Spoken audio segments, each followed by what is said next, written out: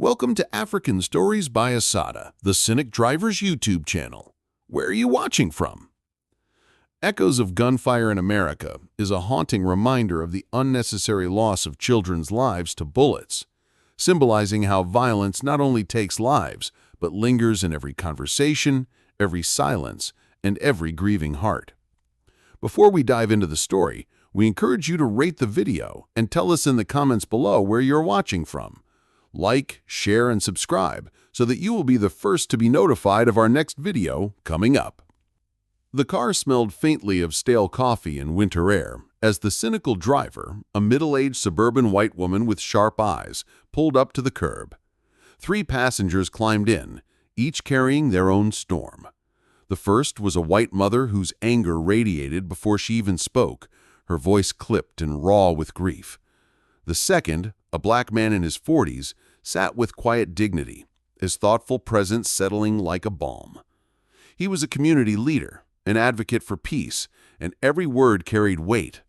The third, a politician with a stiff jaw and iron posture, immediately exuded arrogance, the type that clung to the Constitution like armor. As the doors shut and the car rolled forward, the driver braced herself, already sensing the subject that would ignite the ride: guns, violence, and the wreckage left behind. The angry mother started first, her voice cutting through the silence. "My son's best friend was shot last summer. 11 years old. 11. She slapped her palm against her thigh, trembling with rage. "And I'm supposed to sit here and listen to people tell me this is freedom? That this is normal?" Her words dripped venom, the weight of unburied grief pressing against every syllable. The driver caught her eyes in the rearview mirror and saw something raw and endless, a hollow that no mother should carry. Cynical as she was, the driver found herself nodding, because even she, hardened by years of rolling her eyes at idealists, couldn't dismiss the simple, unanswerable truth of a child taken too soon. Still, the driver muttered, "It's America. People will cling to their guns until the earth swallows them." The politician leaned forward, unflinching. His tone was sharp, rehearsed, like he had delivered it on stages 100 times. "And yet, that freedom is what keeps tyranny at bay. The Constitution grants every citizen the right to bear arms, and no tragedy, no matter how heartbreaking, should strip us of that right. You can't legislate evil out of people." His words rang with the hollow certainty of someone who had never heard bullets shred the silence of his own home, never held a child's lifeless body. The angry mother snapped her head toward him, her face tightening into a grimace of disbelief. "Don't you dare!" she spat, her voice trembling. "Don't you dare talk about rights when my neighbor had to bury her baby in a tiny coffin!" The community leader lifted his hands, palms open, voice calm like a river smoothing jagged stones. "We are living in 2 Americas," he said quietly. "One where guns are symbols of heritage and pride, another where they're instruments of death that rip apart families. But both are real, both exist, and until we sit with that truth, we will continue bleeding." His words carried no anger, only exhaustion, a man who had buried too many young faces, hugged too many mothers whose sobs shook their bones. The driver snorted softly, her cynicism bubbling. "Yeah, well, sitting with the truth doesn't stop bullets. Politicians talk, advocates plead, mothers cry, and kids still die, round and round." The mother's voice broke as she pressed on. "I walk past his school every morning and see that empty seat in class. They've turned it into a shrine with flowers and notes. But do you know what it feels like to look at a desk that should have crayons and laughter and see only silence?" Her hands twisted in her lap, knuckles white. "They told me, time heals. Time doesn't heal. Time is just a daily reminder that he's not coming back. And you," she jabbed a finger toward the politician, "you care more about metal and amendments than children." The politician exhaled, leaning back, visibly annoyed but composed. "You're emotional, and I understand that. But emotion cannot dictate law. We don't take away cars because of drunk drivers. We don't ban kitchen knives because someone commits murder. Guns are tools. The problem lies with the criminals, not with the rights of law-abiding citizens. His smug logic fell heavy, a callous dismissal cloaked in rationality. The driver's lips curled into a bitter smirk. Easy to say when it's not your kid on the ground. She tapped the steering wheel. For the first time, the community leader's calm voice wavered. He said softly, "The problem is that when the law protects tools over lives, it fails its people." The mother's fury flared again, louder now. "Criminals? The shooter was 15, a child with a gun he never should have had. Who armed him? Who let the system rot so deeply that kids are killing kids? You stand there waving your Constitution like it's holy scripture, but where is your humanity? Where is your compassion for mothers like me who live every single day with this nightmare?"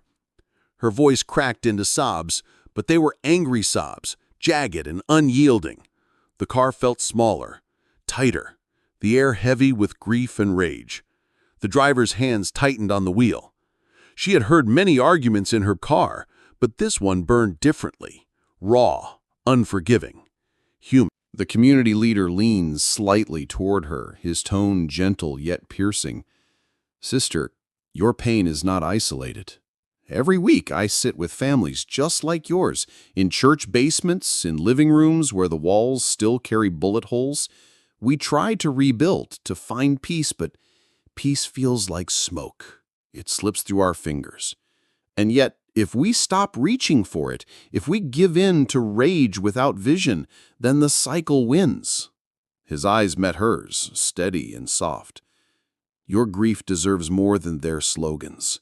It deserves a world where no mother buries her child because of a bullet."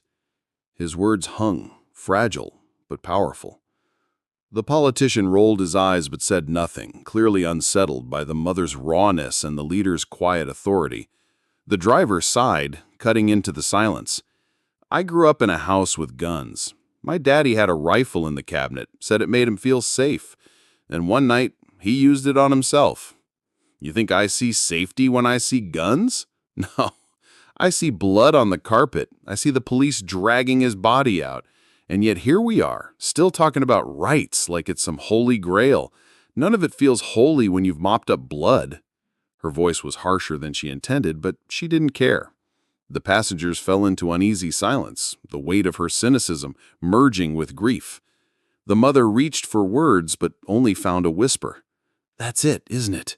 Blood everywhere. And yet they still fight for more guns." Her voice trembled, her anger now melting into exhaustion. The community leader bowed his head, whispering almost like a prayer. "Lord, give us strength to see past the steel and into the souls we're failing." Even the driver fell quiet for a moment, though her cynicism tugged. The politician looked out the window, face stiff, unwilling to yield.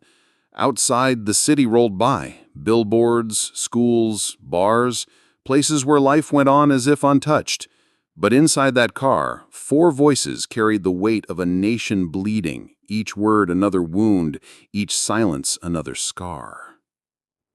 The politician finally broke the silence, his tone sharper than before.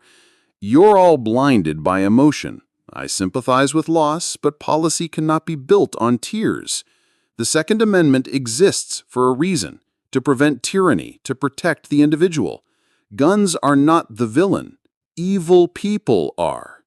His words came cold, like steel cutting through flesh. The mother exploded again, her voice a storm. "How dare you dismiss tears? Those tears are blood in another form. Tyranny? What about the tyranny of funerals, of children learning active shooter drills instead of multiplication? That's tyranny, you heartless bastard." Her voice cracked the car like thunder, her anger boiling into rage no constitution could silence. The community leader intervened, his tone steady but firm. "Brother, do you not hear yourself? Tyranny is not always a government with too much power. Sometimes it's a community drowning in fear, where every corner feels like a battlefield, where mothers are prisoners of grief. We can argue constitutional intent until our throats are raw, but meanwhile, coffins keep getting lowered into the ground. Is that the freedom you defend?" His words were gentle but sharp, a blade wrapped in velvet. The driver grunted. "Freedom's a funny word," she muttered. "For some, it's carrying a gun. For others, it's surviving a grocery store trip without hearing gunfire." The mother's fury turned inward now, twisting her expression into something broken. "I can't even go to the store without panic. Fireworks on the 4th of July used to mean celebration. Now they mean bodies. I hear a bang and I see a coffin. That's what your so-called freedom did to me." Her chest rose and fell rapidly as if her own words suffocated her. The politician shifted uncomfortably but still stood his ground. "No one forces you to live in fear. That's your perception, not the fault of lawful gun owners." The mother's eyes went wide, almost unrecognizing. "My perception? My son's best friend was in a casket. Is that my perception too?" The driver cut in, her voice harsh, biting. "Don't you dare. You sit there in your polished suit talking theory? But people like her, people like him," she nodded toward the community leader, "they don't have the luxury of theory. They have blood, they have graves, they have trauma that sticks to the skin. You ever seen what a bullet does to a child's body? I have. My cousin. Open casket. You couldn't even recognize him." The car grew deathly still. For once, even the politician didn't reply immediately. His silence wasn't surrender. It was arrogance dressed as patience, waiting for his turn. The community leader took the pause to lean forward, his voice low but heavy. "The truth is this. Guns are worshipped in this country. They are more sacred than life itself. We pray at the altar of firepower and then we wonder why our streets run red. We glorify them in movies and songs and politics, but behind every bullet is a story of a father who won't come home, of a mother whose arms are empty. And until we dethrone that idol, we will keep sacrificing our children." His words carried the weight of a sermon, the kind that settled deep in the chest. The driver exhaled slowly, almost a laugh, but it wasn't funny. "Preach. Not that it'll matter." The politician straightened, his jaw tightening. "And what do you propose? Confiscation? Kicking down the doors of every law-abiding citizen? That's a path to civil war. People won't surrender their guns, not ever. So tell me, preacher, what then? You're going to wave your words at criminals and hope bullets stop flying?" His voice dripped with disdain, a smirk almost visible in the rear view. The community leader, unshaken, simply answered, "No. I'm going to wave humanity at lawmakers and hope they remember they're human first." It was a simple response, but it pierced deeper than the politician expected. The mother whispered bitterly, "If only they listened."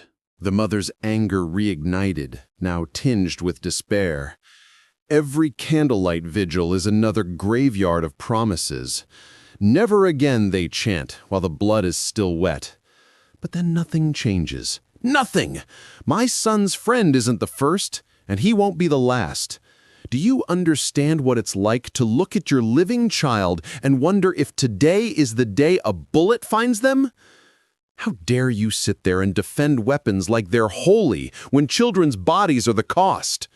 Her voice cracked, her rage collapsing into sobs again, shaking her whole body. The driver stared at the road, jaw tight, because she had no words. Not now. The community leader placed a hand gently over the mother's clenched fist, not in pity, but in solidarity. "Sister, your grief is fuel, but don't let it consume you. We need your fire to light the path, not burn us all down. Anger is justified, but it must be aimed wisely or it only widens the wound." His voice was calm, carrying the weight of someone who had lived through countless funerals, but still chose peace. The driver rolled her eyes slightly, though softer than before. "Yeah, peace sounds nice, but peace doesn't stop bullets either." The leader nodded. "No, but it builds a world where bullets don't rule." The politician scoffed. "Idealism, that's what you sell. It's comforting to those who want dreams over reality. But reality is this. People want Guns. People will keep guns, and the government has no right to take them away. Period. His words were final, or so he thought. But the driver barked a laugh, bitter as old whiskey. Reality? Reality is blood in schools, blood in churches, blood in grocery stores. Reality is the mother behind me crying because your sacred guns made another child a corpse. That's your reality. Her voice was sharp, cutting through his arrogance. The car grew quiet again, heavy with words no one could swallow. The mother's sobs softened, replaced by cold clarity. You hide behind laws and words, but when the next shooting comes, and it will, you'll issue your thoughts and prayers, you'll stand in front of cameras, and you'll defend your precious Constitution while another mother digs a grave. And you'll sleep at night, won't you? Because for you, it's all politics. For me, it's a nightmare that never ends. The community leader closed his eyes, whispering a prayer only he could hear. The driver kept her eyes on the road, knuckles pale against the steering wheel, cynicism rattling in her chest. And the politician, unyielding, sat like stone, refusing to bend, even as grief pressed against him like a storm. The mother's voice hardened, trembling but sharp. You politicians make me sick. You sit behind desks, insulated by guards and metal detectors, while our neighborhoods bleed. You call it freedom, while I call it genocide. You've never had to scrub your child's blood from the porch steps. You've never sat in a courtroom watching a 15-year-old face trial for killing another child with a weapon he never should have touched. And you still stand here and tell me it's about rights? Where was my son's friend's right to live? Her eyes burned, a fire that could torch every excuse. The driver gripped the wheel tighter. Even she, with all her cynicism, couldn't deflect the sting of those words. The politician stiffened, his pride bruised. It is not fair to demonize me for defending constitutional law.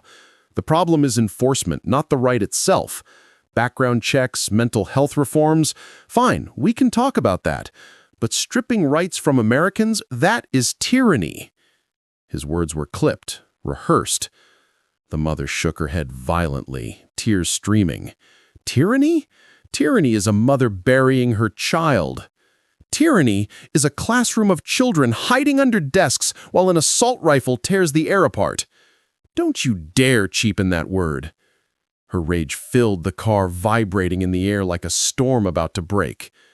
The community leader stepped in, his tone as soft as a hymn, but firm as a judge's gavel. Brother, laws should evolve when blood teaches us their flaws.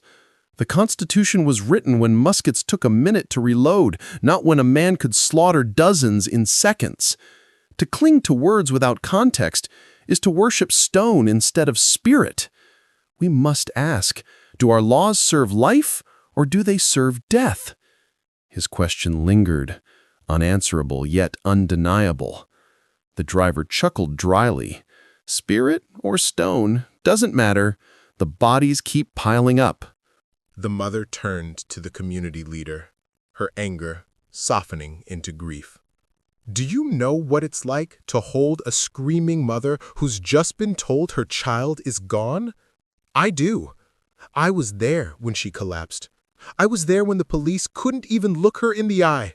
And then I watched men like him, she glared at the politician, stand in front of cameras talking about rights. What about her right to grow old with her son? The car grew suffocatingly quiet. Even the driver's cynicism faltered under the weight of her words. The politician exhaled sharply, retreating into cold logic. Guns save lives, too. Countless families defend themselves from intruders every year. That doesn't make the news, but it's reality. Should those people be punished because others misuse their rights? His words rang hollow, bouncing against the grief in the car. The driver laughed bitterly, shaking her head. You know what doesn't make the news? The little bodies they can't even show on camera because they're unrecognizable. That's reality, too. You ever been to a closed casket funeral for a 9-year-old? No, of course you haven't. The community leader sighed, resting his hands in his lap. We're trapped in a cycle where every side feels unheard. Mothers scream into the wind, leaders hide behind laws, and communities bury their children while politicians debate. The truth is, we all lose. Every child lost is a failure on us all. And yet somehow we keep choosing more of the same. His voice wasn't angry. It was weary. The mother wiped her tears angrily. I don't want weariness. I want change. The driver muttered under her breath, but loud enough to be heard. Change? Good luck. I've been alive 50 years. Every mass shooting, every news cycle, it's the same. Candlelight vigils, prayers, outrage, then nothing. Wash, rinse, repeat. If anything, the guns just get bigger, the body count higher. Change is a fairy tale, honey. Her cynicism cut deep, a blade sharpened by decades of disappointment. The mother glared at her, hurt. So we're supposed to just give up? The driver shrugged. People gave up a long time ago. They just won't admit it. The community leader straightened, his tone firm. No, giving up is not an option. Every generation before us fought for something. Freedom, equality, dignity. If they had given up, we wouldn't even be sitting here together. Change doesn't come easy. It comes with pain, with sacrifice, with persistence that outlasts cynicism. Sister, your anger is part of that change. Even his stubbornness, he nodded toward the politician, is part of the struggle. We need the fight, even when it feels pointless. The car fell quiet, his words wrapping around them like fragile hope. The politician shook his head, unimpressed. Hope doesn't make policy. You can talk all day about feelings, but at the end of the day, the Second Amendment stands. If you want it changed, amend it legally. Otherwise, stop demanding the impossible. His voice was firm, self-assured. The mother snapped, her words like knives. Impossible? Tell that to the mother who had to pick out a casket small enough for her baby. Tell that to me, who has to look at empty chairs every damn day.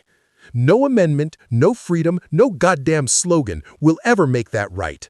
So don't you dare tell me it's impossible.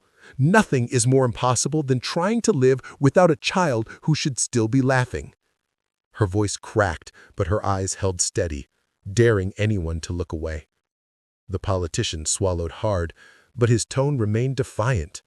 I am sorry for your pain, truly, but I will not be bullied into abandoning what millions of Americans believe in. Guns are part of our history, our culture, our defense. I sympathize with your grief, but grief cannot be the foundation of national policy. His words were cold, though a flicker of unease trembled beneath them. The driver scoffed, her voice laced with venom. And there it is, your apology dipped in ice so it doesn't stain your conscience. You'll go back to your office and sleep fine, won't you? The community leader leaned forward, his voice unwavering, calm like steel forged in fire. Brother, sympathy without action is nothing but cruelty disguised as care. If you see the pain and choose to do nothing, you are complicit in its repetition. Every coffin you ignore, every tear you dismiss becomes part of your legacy. Is that the legacy you want? The question sat heavy, a blade hanging in silence. The politician clenched his jaw, refusing to answer.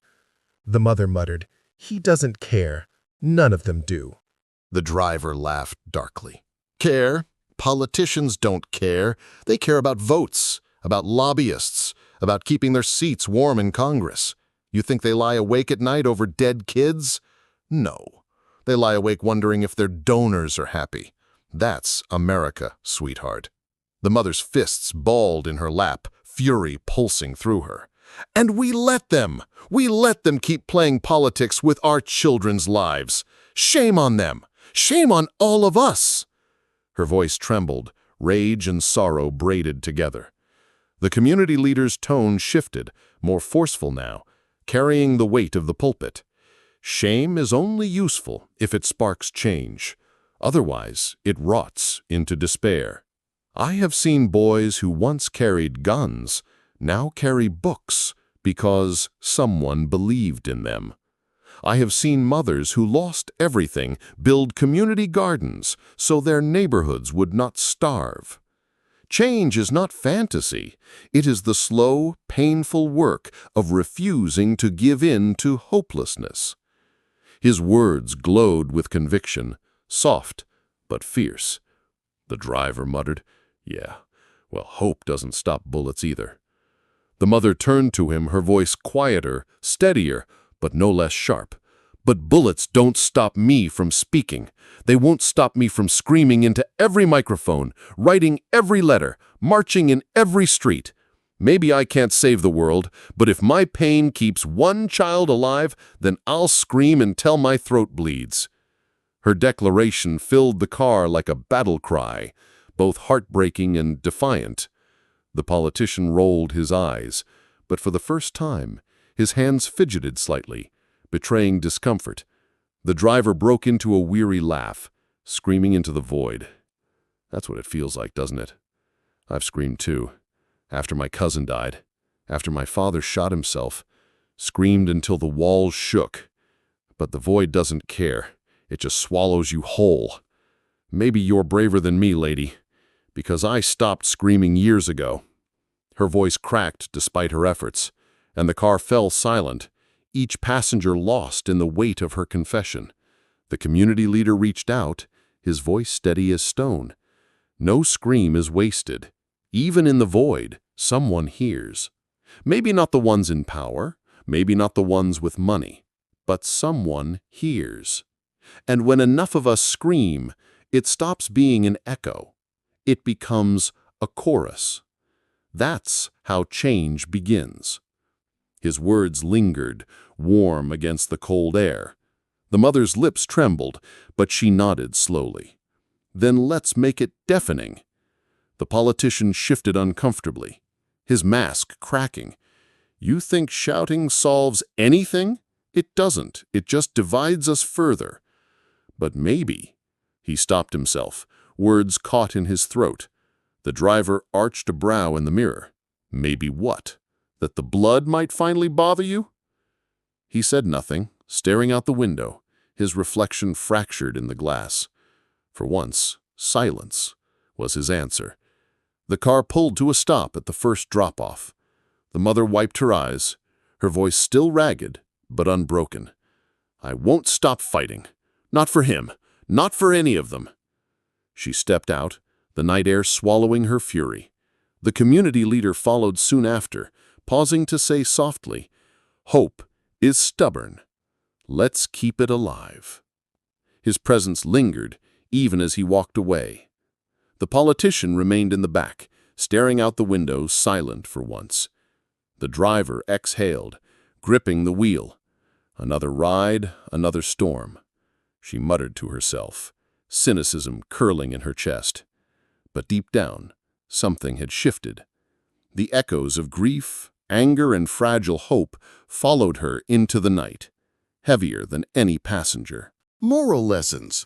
Moral lessons is grounded in human experience, grief, and community responsibility. 1. Grief cannot be dismissed by politics. No law, no amendment, and no political stance should outweigh the pain of a parent burying a child. 2. The right to life must outweigh the right to weapons. When rights clash, life should always come first. 3. Sympathy without action is cruelty. Saying sorry without working for change only repeats the harm. 4. Silence protects injustice. Staying quiet or hiding behind excuses makes one complicit in violence. 5. Trauma spreads beyond the dead. Survivors, families, and communities carry invisible scars long after bullets are fired. 6. Cynicism can numb, but hope must persist. Giving up guarantees nothing changes. Stubborn hope keeps movements alive. 7. True freedom is safety. A nation is not free if children cannot walk to school or play outside without fear. 8. Anger is fuel, but direction is key. Anger must be channeled into change, not destruction. 9. The dead demand the living to act. Every life lost to violence should inspire the living to fight harder for peace. 10. Community is stronger than violence. Healing begins when grief is shared and action is collective. Biblical lessons. Biblical lessons is rooted in scripture, faith, and spiritual interpretation of violence, justice, and hope. 1. The sanctity of life. You shall not murder. Exodus 20:13. Every human life is sacred, and preserving it is above all rights. 2. Comfort the brokenhearted. He heals the brokenhearted and binds up their wounds. Psalm 147:3. 3. Faith without works is dead. Faith by itself, if it does not have works, is dead. James 2:17. Sympathy without action is meaningless in God's eyes. 4. Weapons cannot bring peace. Those who live by the sword will die by the sword. Matthew 26:52. Lasting safety cannot come from weapons, but from transformed hearts. 5. Justice is God's command. Learn to do good, seek justice, correct oppression. Isaiah 1:17. Christians must stand against violence, not justify it. 6. Children are God's heritage. Children are a heritage from the Lord. Psalm 127:3. To fail to protect children is to dishonor God's gift. 7. Hope in despair. Weeping may endure for a night, but joy comes in the morning. Psalm 30:5. Even in grief, hope is God's promise. 8. The power of unity. Carry each other's burdens, and in this way you will fulfill the law of Christ. Galatians 6:2.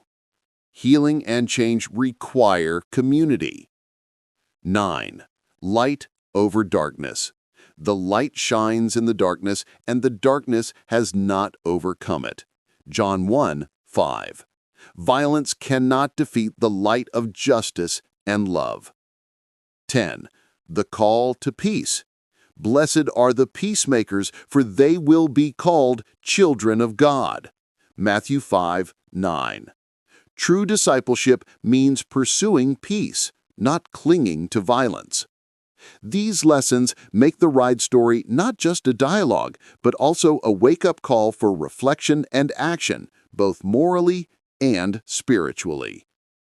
Thanks for watching. Please leave comments, like, share, and subscribe so that you will be the first to be notified our next installment. Coming up!